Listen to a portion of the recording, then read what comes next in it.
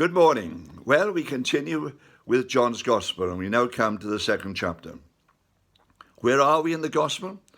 Well, we've had the story about Jesus' baptism and how Andrew had come to him and then called his brother Simon.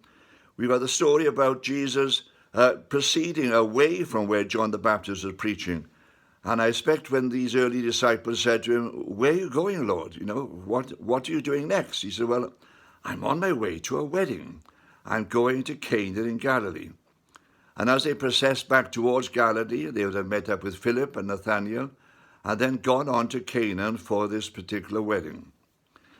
It's a strange one because we know very little about Jesus' family, but the people there in Canaan were probably part of his extended family in some way. We know this because Mary is present. And Mary had been invited to this wedding as well, but she hadn't just been invited because the people at the wedding somehow respect her authority. See, later on, when they begin to run out of wine, they don't go to the bridegroom and they don't go to the bride's father. They don't go even to the master of ceremonies. They go and tell Mary, "We're running out of wine." And then they wonder what they can do about it. So she must have had a great deal of authority in this particular family, even though we don't know what their relationships were to her or to Jesus. But Jesus had been invited as well, and he was there part of this wedding feast. Just as an aside, and this is a complete aside, if you look at the Gospels, you find lists of apostles. And one of the lists is called Simon, not Simon Peter, but another Simon. And in one of the Gospels, he's called Simon the Zealot, Simon Zealotes. People begin to think, he's a member of the Zealot party. But in fact, it's not a proper translation. The real translation should be Simon the Zealous, not the Zealot, Simon the Zealous. And later on, he became a bishop of Jerusalem and was crucified just outside of Jerusalem because he was declaring to everybody that the Romans had crucified the Messiah and had killed him. And they told him, "If you keep saying that, we're going to deal with you." And he kept saying it, so they took him and crucified one of his companions just south of the Lebanese border, Simon the Zealous. But he's also known in another gospel as Simon a Canaanite. And again, it's a bad translation. It's not Simon a Canaanite, it's Simon from Cana. Simon from Cana.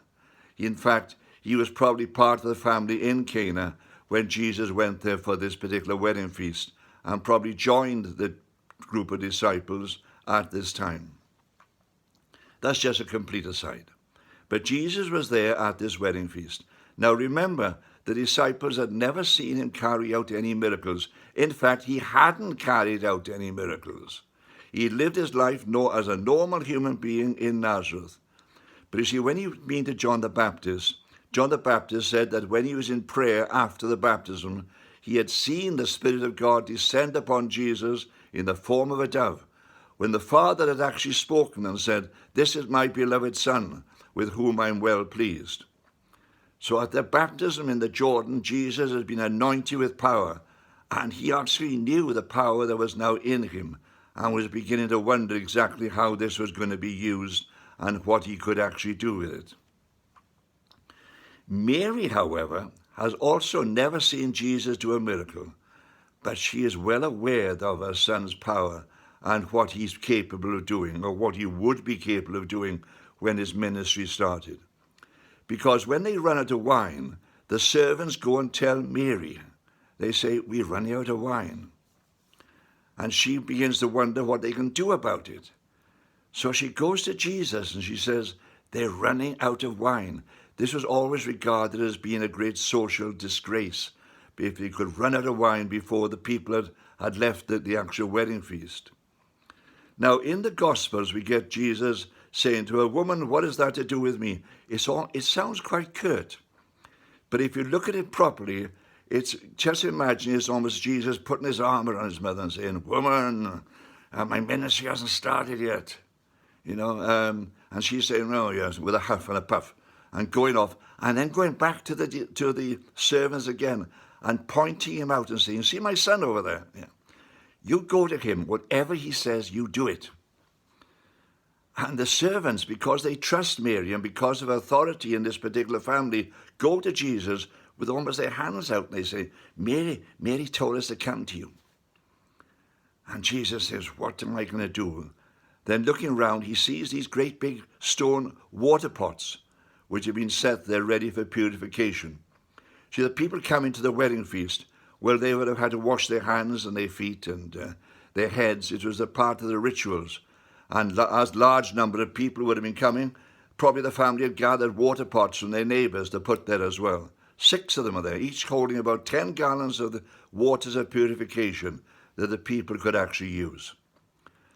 And Jesus says, see the pots which have been there, which are probably by now half empty as the guests have been coming. He said, fill them to the brim. Fill them up to the brim.